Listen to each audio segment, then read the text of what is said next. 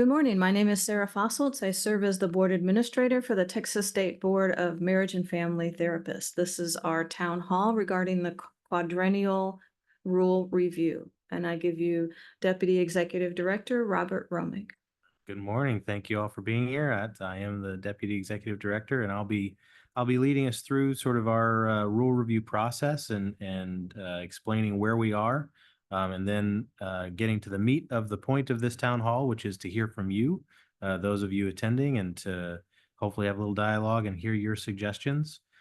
Before we begin, we also have with us Dr. Merchant, Chair of the LMFT Board. Dr. Merchant, I didn't know, did you want to say anything in terms of words of welcome?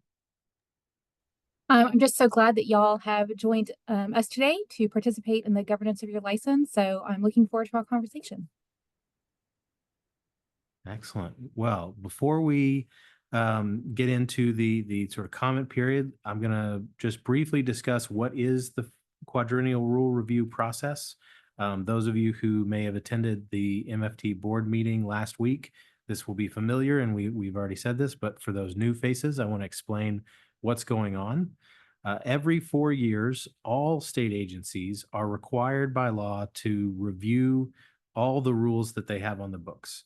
And primarily, this function is to identify if there are any statutory problems where the rules have gone beyond statute or conflict with new statute and need changes.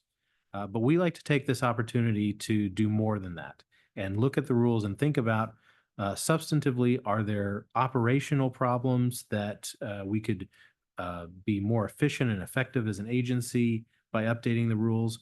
Or are there subject matter changes? Has the practice of marriage and family therapy changed in a way that our rules need to respond and be updated? And so we are taking a long process to do what is essentially a narrow statutory requirement to more fully be transparent and get you involved in the process to get these get this input. So since the early spring, the staff of BHAC have been going through all of the rules for all of our professions and identifying areas where we think there are either potential statutory conflicts or operational problems that need addressing. We have brought those in a list of sort of initial findings before each of the boards and discussed those at their last board meeting and sort of set those up as these are the ones that we have identified as needing attention.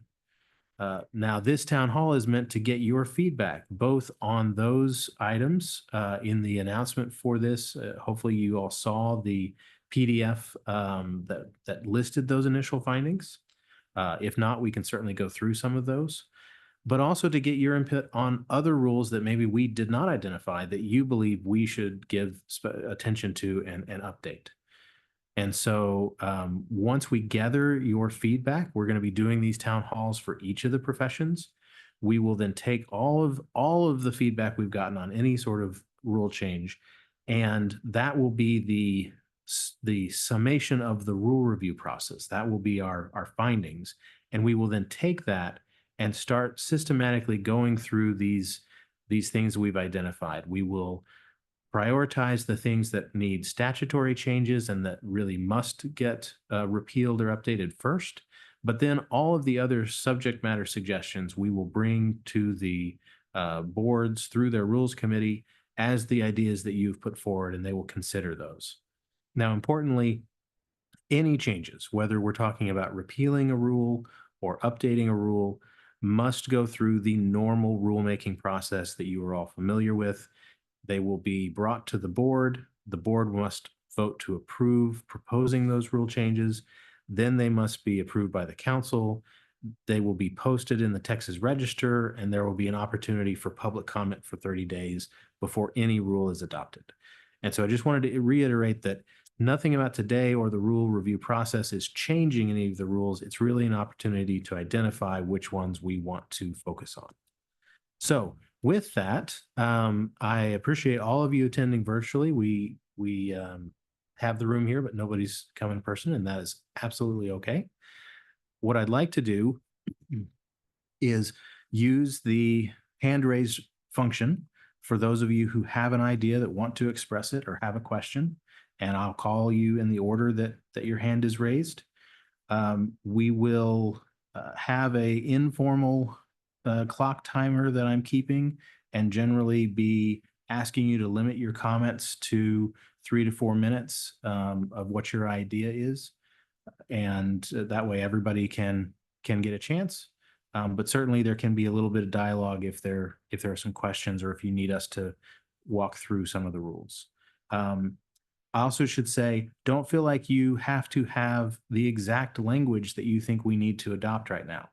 This is a moment to get the topics on the list, to get the ideas, and we can work together to flesh out the exact language down the road.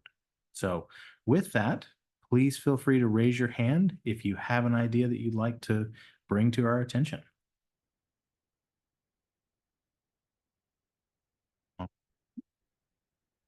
There was one.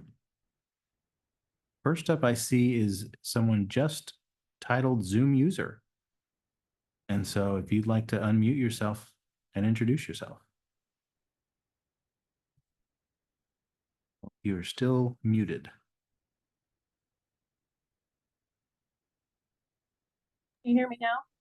Yes. I'm so sorry. My name is Kathleen Mills. I'm a licensed professional counselor supervisor, but I'm also the co-founder of the Association for Mental Health Professionals here in the great state of Texas that does include LMFTs. So I feel compelled to attend this particular meeting for the LMFTs. I want to do a little history, please, for the LMFTs.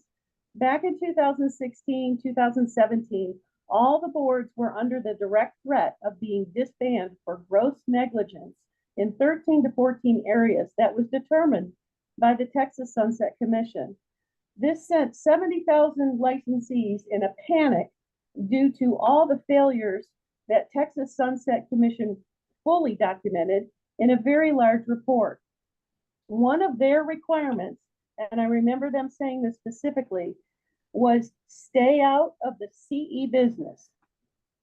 That pretty much scared most of the boards, and they were willing to do whatever it took in order to get their own house, which is now called BHEC. Now, here we are in 2024, and fast forward, and it appears clearly that you went back to being in the CE business. This is unacceptable for a myriad of reasons. The first thing that really concerns me about the CE being back in business was that you failed to follow BHEC's subchapter B in identifying the issues as to why additional CEs were being required by your board. Currently, the LMFT, you have chosen to take up 37% of their CE time by things that you think is important to you and thrusting it on them. Supervisors, you've taken up 57% of their 30 hours because of what you think that's in their best interest. Each of the CE rules and its requirement, like I said, had little to do with following the proper stated protocol in subchapter B.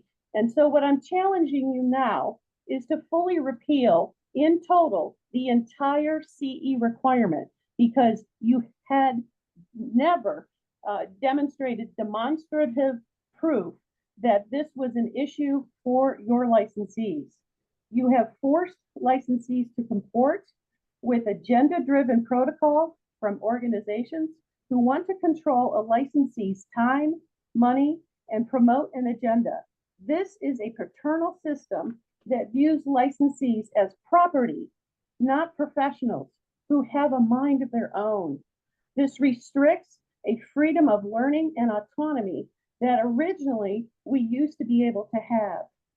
I think the LMFT board needs to restrict themselves from this intrusion, as 1/6 of all licensees in the state of Texas had a disciplinary action. That means that 99.999% of those have had no disciplinary action, and you need to free us from this restriction and your mandate of how I spend my time and how I spend my money. You have great professionals. in the LMFT world. They are extremely experienced. They are multi-credentialed, and this is not needed. Remember, 1/6 of 1%. Thank you so much. And Ms. Mills, can I ask just a quick follow-up so that I understand the suggestion? When you say you're suggesting we repeal the CE requirement, are you speaking just about the distinguishing of which types of CE hours are required, or are you suggesting that we should repeal any requirement to get continuing education? Specifically, the 50% rule is a mashup. And if BHEC is going to be hiring an external credentialing venue, that is going to be a cluster that I don't want to be a part of. Your licensees are going to just have a cow. So the 50% rule has got to go in total repeal. The telehealth requirement has got to go. Every particular provider has to do their HIPAA compliance, and that is in it. Now I understand we have to do the sex trafficking. That's not a problem. I'm not opposed to even doing ethics. On pages 40 and 41, you have eloquently listed what is in our best interest. I have no problem with that. But you tack on social justice and cultural diversity and all that kind of stuff, that does not bode well for you. Your professionals have earned the privilege of leaving us alone. And I thank you for that question, Robert. Thank you. Thank you for clarifying.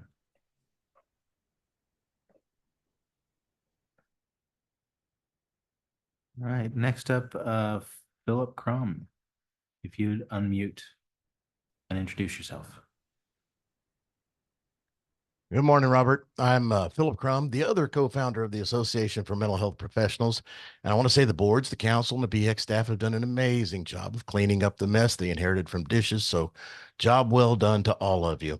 As Kathleen said, back in 2019, the Sunset Commission told all 4 boards to get out of the CE business, and you did that. But memories are short, and just a few months later, work began in earnest on simplifying and standardizing the CE renewal requirements from 1.5 pages to well over 4 pages now. Not my idea of simplifying anything.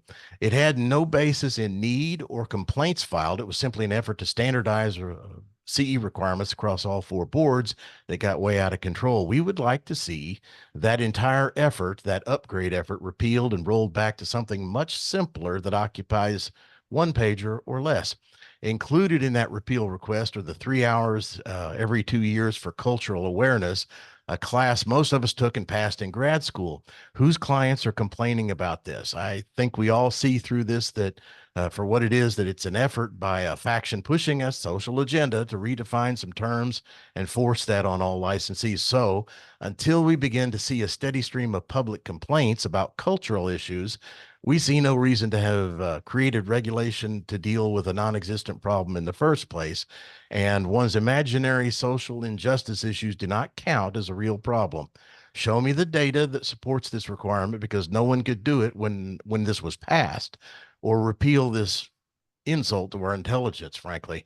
The 50% rule serves no real purpose either, as there is no proven quality difference between courses provided by approved sources and those that are not.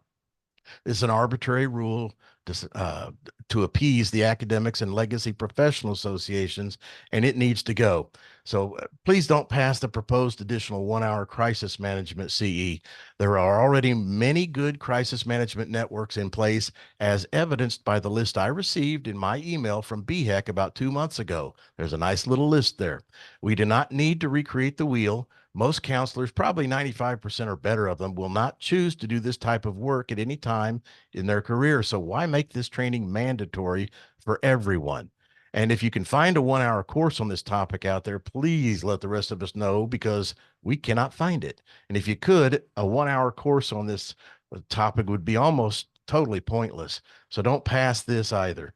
We also believe that the rulemaking process, subchapter B, as Kathleen mentioned, as it is written in the rule book, simply needs much clarification, and it needs to be followed more closely, especially where the validity and necessity of any proposed rule is concerned. terminate the hover parent relationship with licensees and micromanage those who have disciplinary problems if you must, and leave the rest of the licensees to determine their own career path choices. And I appreciate you listening. Thank you. Thank you, Mr. Crum. Next up, Dr. Rhonda Johnson. You would unmute yourself and introduce yourself. Sure. I'm Dr. Rhonda Johnson, and I just wanted to make sure that you all had received the comments that I had sent last week. I wanted to thank you for the opportunity to be able to do that. BHEC has done a great job just in communicating with us as licensees and in making sure that we could reach back out.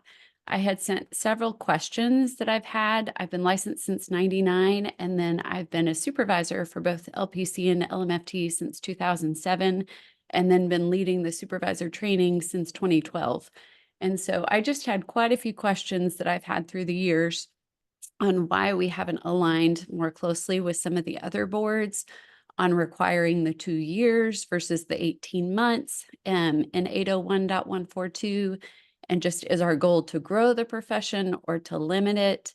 Along with that, in 801.142 was the reason for requiring 200 hours of supervision versus aligning more with the other boards of just saying an hour a week, and leaving it at that versus an hour requirement. And then the other one had to do with the technology and some of those questions from 801.142 about the current access to technology and why we were still allowing for supervision to happen by telephone versus by live video.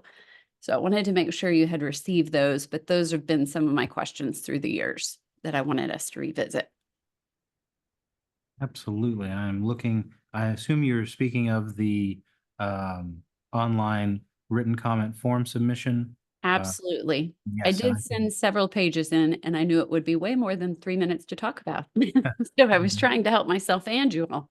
absolutely. And I can see them right here. So yes. Great. Gotten them and they will, and thank you for mentioning, for those present, I should say, we have the online comment form that is also on our rulemaking page to submit written comments. In addition to everything that is discussed today at the town hall, all of these written comments will be shared with the board as well. And so anything you send in will be packaged together and we will be sending it to the board. I will say, Dr. Johnson, we will look at these suggestions and the board will consider. You've framed several things in the form of questions. If you are wanting a specific response to some of your questions, I would encourage you to reach out to me or through our contact page. I can't promise, given the voluminous comments we get, I cannot promise that I would respond to your questions in these so much as use them as fodder for our discussion. But if you do have any specific questions, you're very welcome to contact me or contact our website. Sure. Thank you, Robert. That was more my goal, was just wanting, to ask some questions. I know that you all are serving us diligently, and I'm very grateful for that. So thank you for all that you and BHEC are doing. So it was more, I'm sure there are some reasons, but there are also some things that I just wanted to let you know that have always been on my mind and on my heart as I've been supervising as well. Robert, can I answer at least 3 of these questions right now? Of course. Okay. So the 2 years versus the 18 months, the reason that we can't change that is because it's in statute. So our statute that is written by legislatures and not by the board requires that LMFTs have 2 years of supervised clinical practice before they can become licensed. So the only way to change that is through legislative action. So through lobbying, getting, I don't know, like it has to have legislative action. So we as a board can't change that. Same thing with the 200 hours of supervision. The board, I think, well, I can't speak for the board outside of a meeting. So, but this is maybe potentially another rule the board would love to change. But again, the 200 hours of supervision is actually written into our statute. And so we can't change it. One of the areas though, our statute, one of the gifts though that our statute does say is in that line where it says that we have to have 200 hours of supervision. It does say in a manner acceptable to the board. And so one of the changes the board made, I don't know, a long, long time ago, was to allow students to be able to bring in 100 hours from their graduate program to help kind of alleviate that 200-hour requirement. Because if you had to get all 200 hours while you were under, licensed supervised clinical practice, that would take 4 years if you were doing 1 hour a week. So anyways, that's the change. That's why we can't do those two things. And then the reason that we allow telephone supervision is because there are some people in rural communities that just don't have the same access to bandwidth that you have in, like, say, Dallas or Houston or Austin. And so sometimes supervisors, you can try to do telehealth or you can try to do telesupervision, but it's just the quality of it's just not great. And so to be able to provide supervision to some of our rural communities, that's why we still continue to allow telephone supervision. So any questions about that? I don't think so. Thank you for letting me know. Yeah, you're welcome. So Excellent. Thank you, Dr. Johnson, for the comments, and I should say for everyone who has submitted written comments to us. We will diligently review and take all of these ideas to the board. I don't see any other hands up. Certainly, we have lots of time left, and happy to answer any questions folks may have. In the absence of hands, I'm certainly happy if it would be useful to walk through our initial findings document. Sorry to interrupt. I wanted to share where to find the proposed rules and how to make a comment. Mhm. So from our landing page at www.behec.texas.gov, you'll go to the quick links on the right-hand side and click on proposed rule changes and the rulemaking process. Then scroll down a little bit to the quadrennial rule review. And here is the link for providing comment on the rule review. And then if needed, here's the information for the different sections of the rules. And also, I think Mr. Crum mentioned having receiving an email notice. If you'd like to receive email updates from the council or from the board, click on our email updates webpage and complete that form. And then it will send you a confirmation email and complete that confirmation process to be subscribed. And also, as Robert mentioned, you can just simply send us a contact us email from our webpage. So that quick link takes you to the contact us webpage. Scroll down a bit, you'll get the online form and select from the programs, select administrative and executive leadership. Is that where you want them to go? Sure. And then complete the form and hit submit. If you've got longer than the message block will allow, you can upload a longer correspondence and then click submit. I hope that's helpful. So I'm showing we've got about 16 folks here, and we are certainly in no rush to leave. Would it be helpful to anyone just raise your hand, or if you'd like me to walk through the initial findings? I am guessing that you proactive 16 folks have probably already looked through it and probably already attended our meetings to hear the presentation before. And so I don't want to repeat myself if you've already had to sit through me explaining it once. But if there are any questions about it, or you'd like us to walk through it, I'm certainly happy to if you'll raise your hand.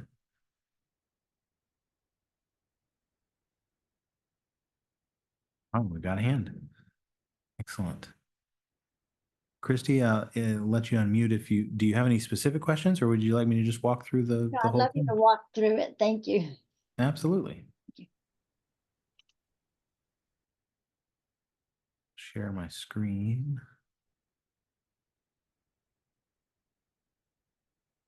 So this is the findings document that you will see appearing on our website for the MFT findings. The first category of rules are ones that we believe are provisions that need to be repealed. And these are ones that there is some sort of statutory conflict or other jurisdictional conflict. But they don't need any updates, they just need provisions repealed. The first one are a couple of provisions within the professional representation rule 80143. Generally, the professional representation rule is very clear about the obligations you have as a practitioner to your clients. But the provision in F and G, we believe have overstepped our ability to enforce when folks have let that representation down. What they are aimed at is your responsibility to honestly and effectively provide services and to not make exaggerated claims or statements about what your services can do. But these particular ones get more into the mindset of the client holding exaggerated ideas or statements by other people, not you as licensees. And those are not things that we are comfortable enforcing. Instead, what we are really focused on are the statements you make affirmatively as a license holder about your representation and about your services. And so I want to assure everyone that while these two provisions will be suggested to be repealed, the remaining rules will still be enforced. And we still do expect all licensees to be honest and forthright about the scope of their services, the training that they have had, and what they're qualified to provide.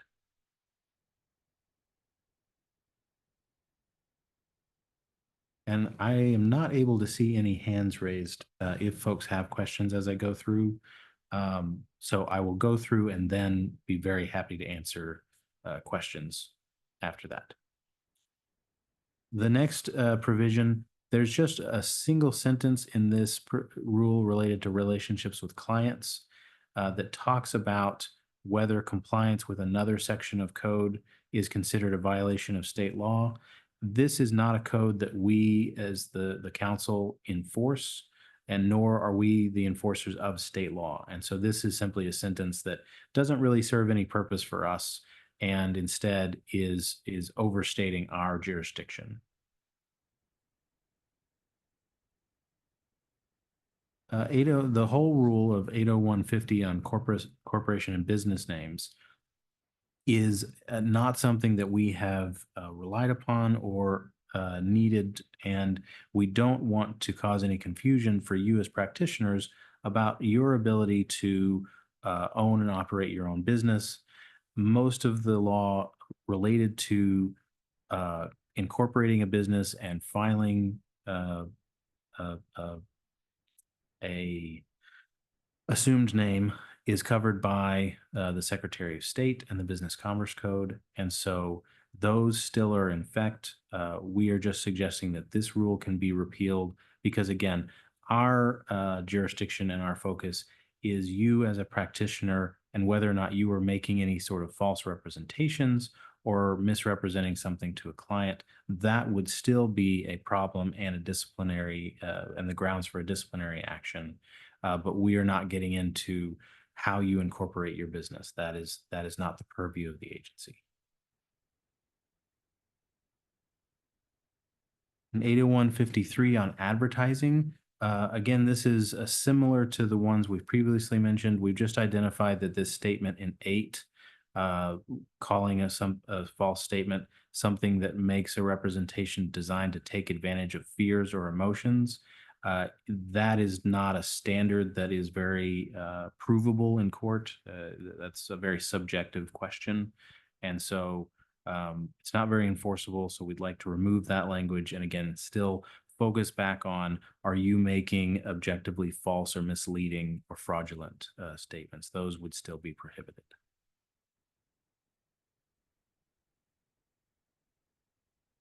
Unfortunately, this is a rule that we like and the board would really rather not repeal. However, in a couple of places we've already proposed, but in this 801-204, there is a section that would allow folks licensed in another jurisdiction for 2 years to waive certain requirements. Unfortunately, those requirements are listed in statute, and so our rule has overstepped what we are allowed to waive.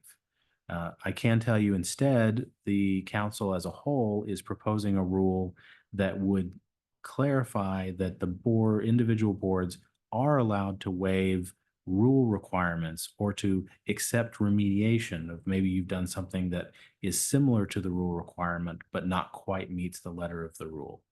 And so that will allow us to recognize the experience of those coming from out of state that may meet the spirit of the requirements if they still meet all of the statutory requirements.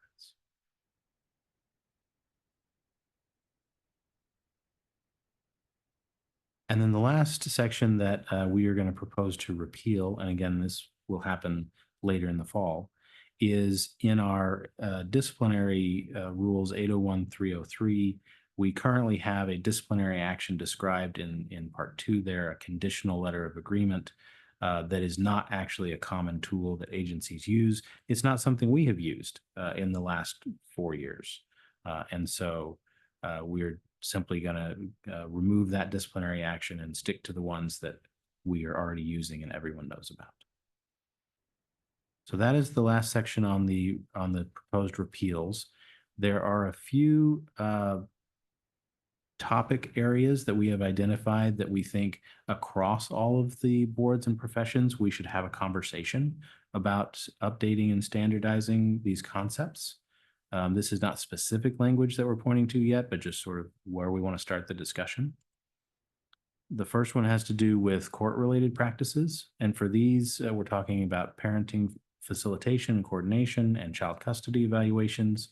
And what we are going to sit down at some point and make sure for all 4 of our boards that we are honoring the jurisdiction of the courts, and that where it is a decision for the judge to decide how to run their proceedings administratively, our rules don't overstep and interfere with that, so that we are not putting you as licensees into a position ever where you are saying to yourself, well, the judge is telling me I have to do this, but my board is telling me I'm not supposed to, and what do I do?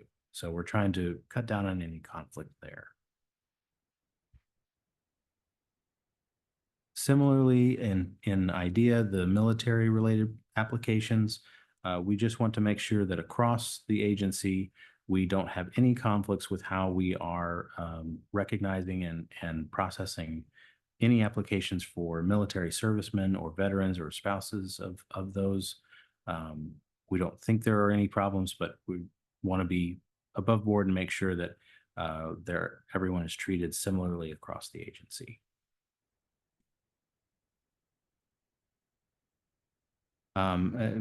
Getting really into the weeds that y'all will probably never know or care about, but we are going to look at our internal rules for how we run our board meetings and committee meetings and make sure those are also being similarly treated, so that your experience, whether you are dual licensed or just interested in attending meetings, the experience you are having will look similar across all of our boards. And finally, as a general topic, we want to look at our telepractice rules across all of the professions to make sure that they are up to date with our modern lived experience, that we are using the terminology that makes sense now, that reflects the various platforms and virtual options there are, as well as we have heard about, and I think we'll include in this discussion about minimum regulatory standards and where is use of technology going in the profession, and at least have a discussion that I know y'all are all interested in, what rules ought to or ought not be developed. And finally, and this is where the bulk of the discussion really will be going forward over the long term, provisions that are just substantively, there's nothing immediately wrong operationally or with the law, but are really questions about how the profession is being regulated and what are your standards of practice, and just questions that you have raised, that others have raised, that you want the board to consider. And so I won't go through each of these, but they are the questions that you have brought to us. Things like the relationship between a supervisor and a supervisee, and what is the relationship, how responsible is a supervisor for the conduct of their supervisee, or relationships between licensees. What level of violation, if you see a fellow licensee committing what you think is a violation of rules, what obligation are you under to either try to fix that, or to educate them, or to report that, and making sure those rules are reasonable and clear for all practitioners. Questions about scope of practice, of what is, are our rules being very clear about what is or is not allowed, and giving the sort of minimum guidance necessary for licensees. Again, I'd encourage you to look at this presentation on the website, and certainly look through these rules and add any comments, send comments to us if there are other topics that you don't see on here that you think are hot topics that the board should be considering. And so with that, I will stop sharing my screen, and hopefully that gave you a little bit of a insight into what we have identified so far as interesting topics to focus on. And once again, I'll open it up for any questions or comments. If anybody has something they'd like to say, please just raise your virtual hand. Miss Williams. I'm not sure how to word this, but I'm finding people coming out of their degree and they're working on their licensing, and they're already saying to the public that they can take insurance. And it appears that there's doing the insurance under another provider. And I'm just having a problem with that, but then I'm kind of not knowing what are the guidelines, as far as charging full price. This gal was charging more than I'm charging. I've been doing this 35 years, which I'm surely am undercharging, but it just felt violating that she's representing herself. And I thought this was not the way insurance even does it. So let me just put it out there. Maybe you can clarify what the heck's going on. Thank you. Thank you. No, thank you for bringing that to our attention. And that is, we'll look into that question. I don't know, Dr. Merchant, if you have a knowledge. I mean, I know I have thoughts. Again, in this way, I'm probably in no way speaking as a board member. I'm just speaking as a licensed professional. But my understanding is that there are at least a couple, I think maybe Aetna and Cigna, but again, don't take my word on that, that actually do allow LMFT associates to bill underneath another provider. I have never done this, but I have been told that from reputable sources that is allowed. Yeah, I don't know. I know also I've known associates who have given their clients a super bill. I have no idea if insurance will reimburse for a super bill from an associate, but I do know of associates who have done that for clients. Again, I have no idea if it's worked or not, but I'm not sure if that answers your question.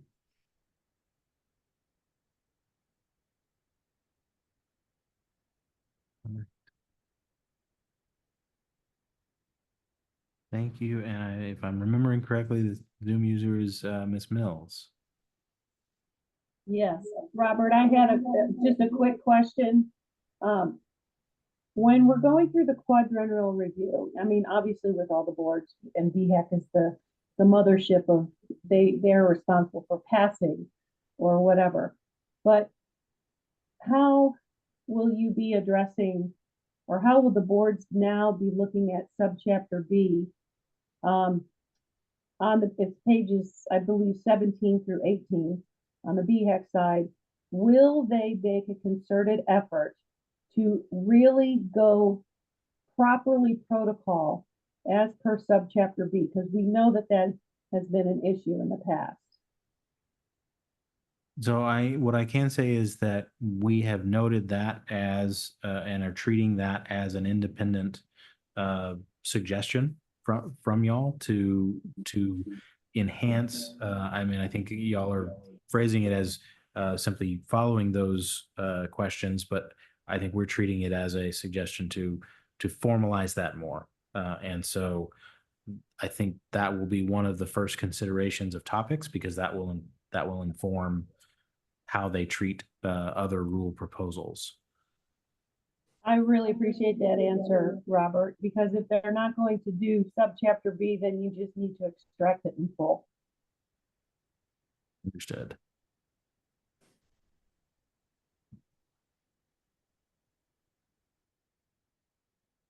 All right.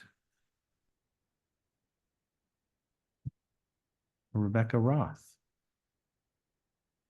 You'll unmute yourself and I'm not sure if this is the appropriate place to ask this, but I'm curious about if there is anything in the state considering compact licenses. So we are currently, I'll give a winding answer. For the council, we are currently members. Texas is a member of the Psychology Compact, SIPACT, and that occurred through legislation by the Texas legislature. And so any compact for a state to join, it's required that their legislature adopt a very specific set of statutory language that every other state in the compact has to adopt that very same language. And I know that there was a counseling compact introduced in the last legislative session in 2023 that did not pass the legislature. And I don't recall whether the social work compact was introduced in 2023. But my understanding is there is at least some lobbying efforts, some from different associations or groups, both on the counseling compact and the social work compact. Now, those will obviously be efforts that what would have to happen is a legislator must introduce an actual bill to enter Texas into one of those two compacts. And so that is really a legislative question, whether that will happen. The next legislative session starts in January 2025. So that's when that would start. I'm not aware if there is an MFT compact. And may I say something about that? Sure. Okay. I mean, there is no MFT compact currently, and I don't know that I don't have much hope that there ever will be an MFT compact, mostly because we don't have an agency that's willing to sponsor it. WMFT, I think, has put a lot of energy and effort into trying to understand the different ways to increase portability across states. And basically, when they have looked at all the different options, the option that they have gone with is to try to lobby at the the state level with making legislative changes is essentially kind of the route that they have chosen to go. And so anyway, so until we have an agency that's willing to sponsor an MFT compact, I don't think that we'd have an MFT compact. But also MFT compacts, I'm not entirely positive, I mean, they might not be the best solution anyways. They are very expensive. Even if somebody were to come up, even if an agency today were to decide to start sponsoring a compact, we'd probably be 10 years away from even seeing it implemented here in Texas. And so I think AMFT's thinking is that doing legislative changes to increase portability might actually be faster and less expensive than doing a compact anyways. So. Thank all of you very much. Thank you for that question. I'd like to reiterate, just for those who are interested in the professional counseling compact or the social work compact, that the boards are not allowed by Texas law to lobby on behalf of the professionals. If you would like to visit with your representative, I just Googled who represents me in Texas legislature. There's a website for that. You can click on Find My Representative and go through the prompts, and it will give you who to contact for your district. And of course, you can always partner with your professional association.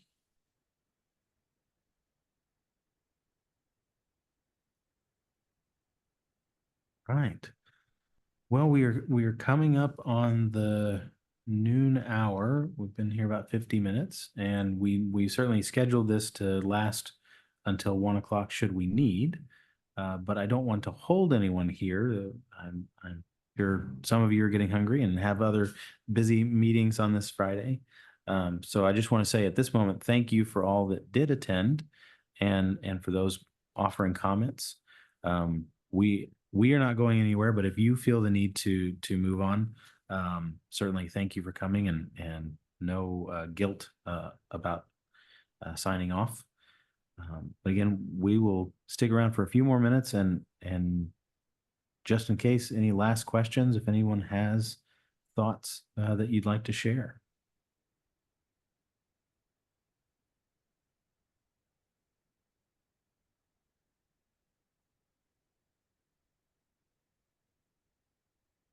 There are any rules that you'll have encountered that you feel like need to be changed or that create a problem for you, I mean, now would be, like, we would love to have your feedback. If you do have any ideas or suggestions.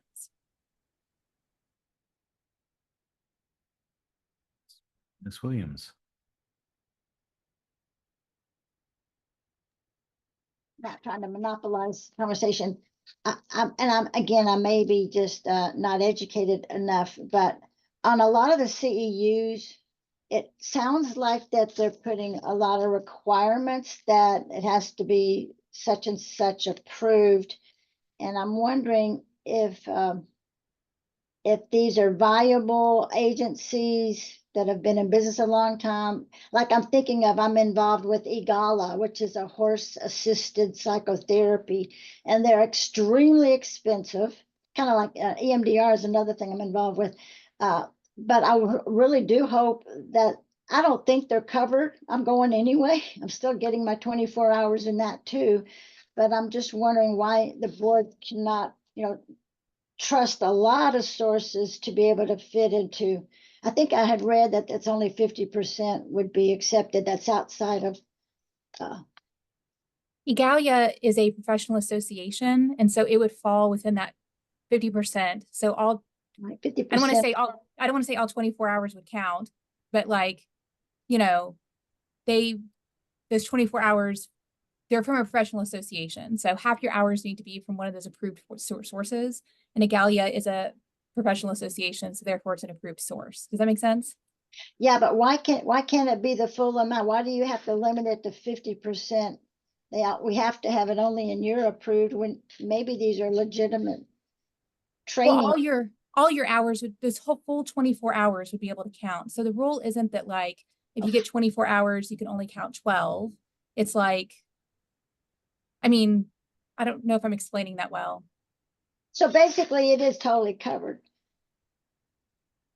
I mean, you're still going to have to get some of those hours, or you'll still have to get ethics hours, or you'd still have to get TAS Sure. hours. But yes, of all your 30 hours, at least half your hours have to come from an approved source. And EGALIA, as a professional association, is considered, would fall into those approved sources. Oh, it is. Yeah. And I guess I'm just trying to have it be more versatile for a lot of different, I'm just using that as an example, but as I pick up a lot of things in different areas to Yeah. cover areas I'm focused on, like if it's trauma or if it's even biblical studies, there's a lot of specialty trainings that I'm just gonna pick them up anyway, but I'm not sure if they're even covered. I want to Thank you for that comment, and that aligns with earlier comments, and Yeah. that the entire CE rule will definitely be on the list for the board to consider. Thank you. Dawn Irons. Hello, my name is Dr. Dawn Irons. I'm a professor at Liberty University in their counseling education program. And I was wondering if you can define for me the difference or the distinction in the 50% rule of what is the difference between an association or a professional counseling organization? Or is there a difference? Give me a moment to, I'm going to try to pull that rule up so I can show everybody. Here, you got it.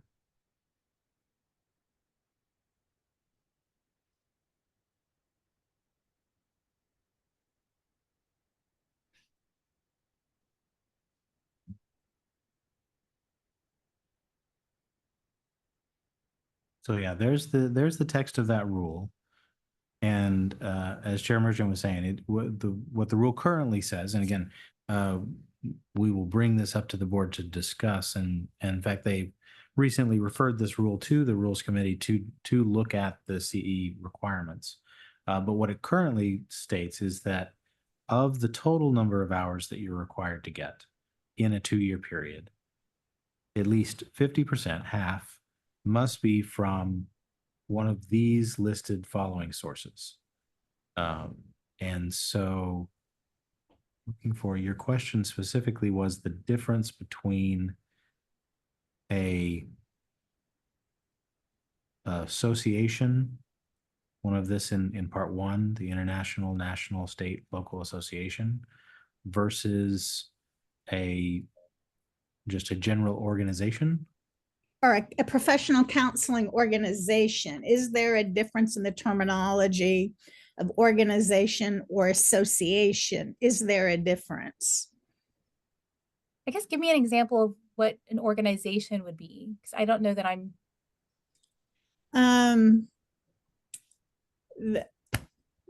Because I know some organizations will have the term, the Association of Mental Health Professionals versus just a counseling organization that doesn't have the word association. Because to me, I don't see them as different, but I'm concerned that if I could even just think of kind of spinning right now, but if I could get a CEU from something, but it doesn't say association, but it is a counseling group. Yes. Are they going to split hairs on that? No. So generally, as a global thing, we are not trying to split hairs. Okay. As our director was saying yesterday at a meeting, that especially for the CE rules specifically, read it as plainly as possible. We are not trying to trick anyone. We're not trying to be nitpicky about things. Just if it seems like it means what it says, then that's exactly right. And so, Okay. yes, That's to your helpful. question directly, we are not looking for special language of using the word association. If they are a group, if they are quite literally an association of these providers, a group of these providers, then that is what is meant by that. So would like PC fall under that? The trainings offered through that organization? I'm afraid I'm not familiar with PC. Or PESI, PESI. You're muted, Sarah. Oh, were you trying to? I understand that PESI is an online provider. Yes.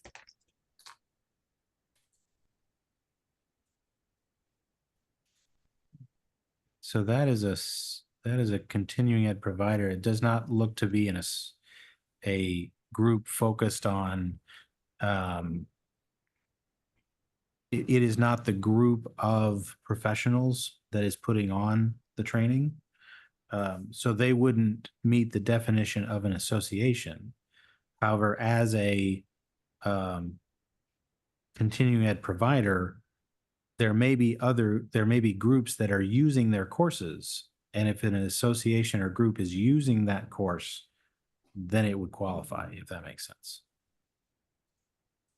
That's still a bit confusing for me. Yeah. So if I were to go directly and get their integrated clinician wellness training, would that count towards licensing our CEs? So I think what Robert was saying, that in 801-261, F as in Frank, subsection 8, any provider approved or endorsed by a provider herein. And oftentimes what I see on a PESI certificate, it says something like, this course is approved by the APA, or this course is approved by AAMFT. And so that means it is approved or endorsed by subsection 1, a national organization or a national association. Does that help make sense? Yeah, yes, that does clarify. So like if the Association of Mental Health Professionals really approved that integrative course, they could let PESI know we endorse that, and then that would make it acceptable. And so PESI would put that on its materials.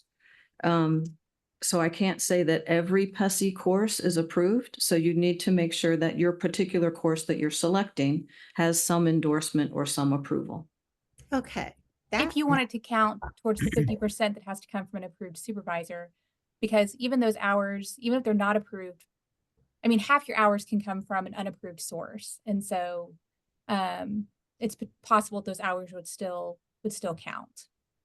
Okay, gotcha. So in between the 50% and the other 50%, it would fall in. Okay, that clarifies. Thank you.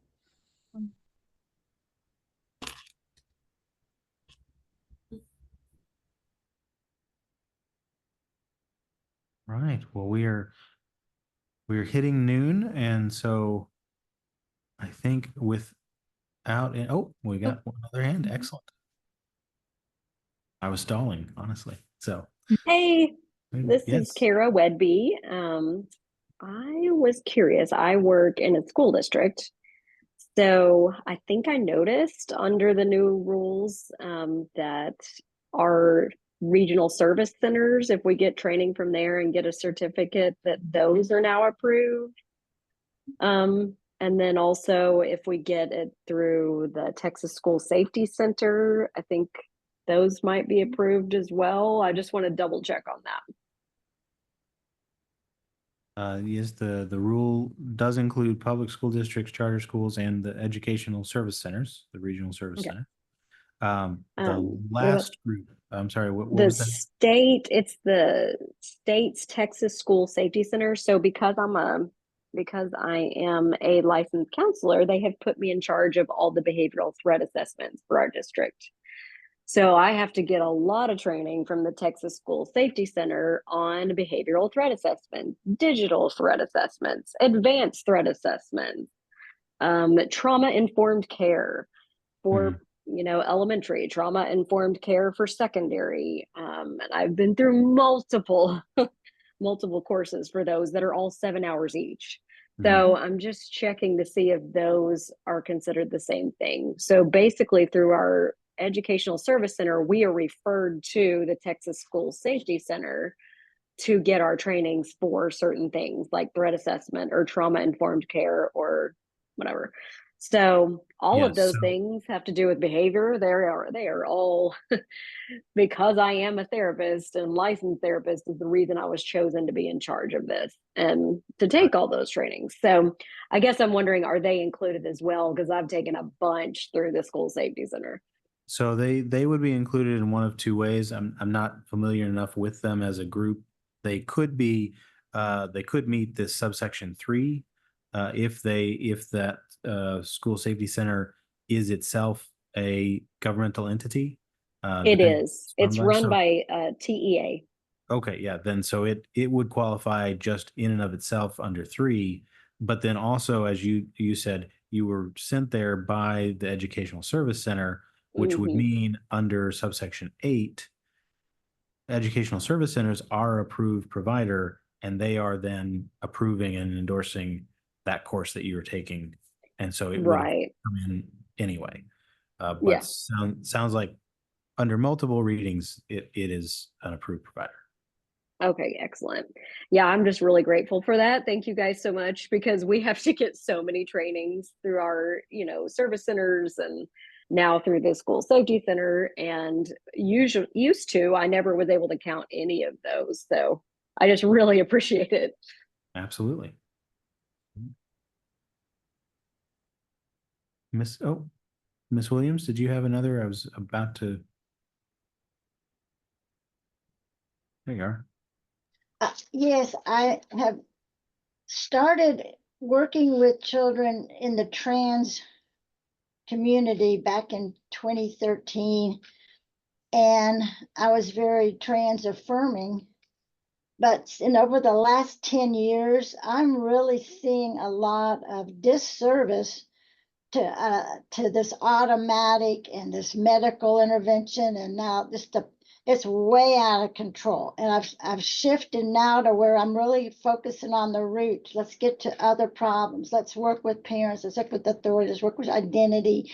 A lot of other traumas of divorce, family issues. So I'm shifting to that really, and I'm wondering if the MFT board or if there's a legislation protocol, if I'm not like way over in the saying the pronouns and working automatically, that they're going to now work towards transitioning, because I'm not necessarily going to do that.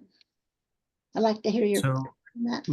yeah, what I would say is on issues like that, the responsibility of the board is to set the what we say minimum regulatory standards of what both the requirements to become an MFT and the requirements for the standards of practice. And so the board's focus is on setting the sort of boundary lines across all the spectrums to ensure public safety. And the choice of you as a provider within those lines to practice one type of profession or type of therapy or choose certain clients to focus on, those are your independent professional decisions to make. So And y'all so don't have like a standard of care that, you have to automatically be pronoun affirming and transitioning affirming. I mean, we really can take it on a case by case. And you're certainly getting outside of my area of expertise as just the attorney in the room. very touchy. But yes, to my knowledge, there are no rule requirements that require what you're talking about. There, it is certainly appropriate as new issues arise in the practice of therapy, that if there are I'm trying to see how to say this. If there are standard accepted practices that are generally regarded as what everyone should do always, or things that no one should ever do, those are the kinds of things the boards would have rules about. But I don't believe what you're talking about fits into either of those categories. So there's not you can never try to, I don't know how to word it, but Dr. not Merchant, is there? necessarily I'll be just say there are no rules regarding the treatment of transit trans youth or trans adults. Like there are no rules regarding gender identity. specific. Yeah, there are no specific rules regarding gender identity. Okay, thank you. Okay.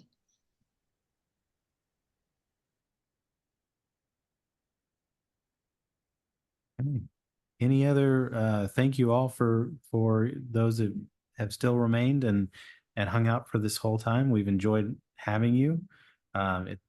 this was our town hall for the MFT rule review, but I would be amiss if I did not say we are always here and available to take questions if you reach out and contact us, and to take suggestions on rule changes.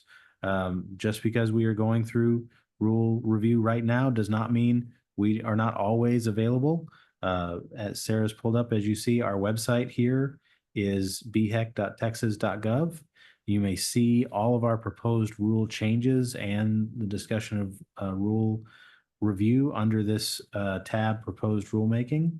Again, if you have other comments that come up and thoughts, please come over here and use the link for a written public comment.